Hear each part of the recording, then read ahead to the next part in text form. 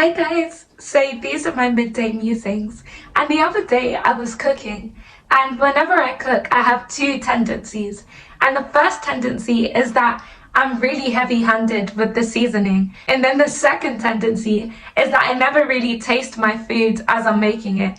I don't know, I think I like the thrill of leaving it to be a surprise, that it could be really nice or it could be really disgusting. So as I was cooking, I was plating up the food and I thought, oh, let me just taste it like really quickly. And as I tasted it, I thought, this is so salty. Like, this is not even nice. And then I started to think about the scripture, Psalms chapter 34, verse 8, which says to taste and see that the Lord is good. And I always used to wonder, why do we have to taste? Like, what does it even mean to taste that the Lord is good? And then so I started to look into it more.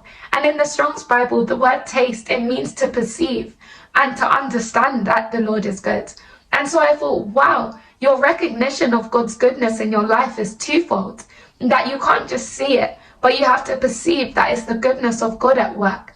And then so I started to think about my cooking again. And I thought I could see the granules going in. I could see the crushed up Maggi cube. I could even see the salt granules. But then because I didn't taste it, I wasn't able to attribute the taste of the food that I was making to the excess amount of seasoning that I was putting in. And so when we don't taste that the Lord is good, we're able to see his workings in our life, that we see the excellent grades that we've got. We see the new car. We see the friends and family that we have. But because we don't perceive that this is the goodness of God, we never actually attribute it to him. And so you could see your straight A stars and say, yeah, I did that. It's because I was pulling all-nighters. It's because I worked hard. But meanwhile, it's like, no, it was God all along.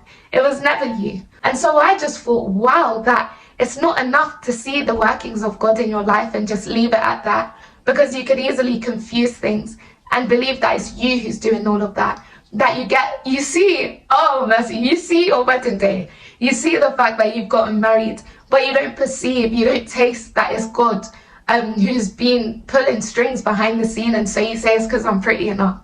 Yes, because I know it's because I'm pretty enough. Yes, because I'm Jamaican, isn't it? Yeah, I know. But no, it's not because of any of that, but rather the goodness of God that you have to perceive.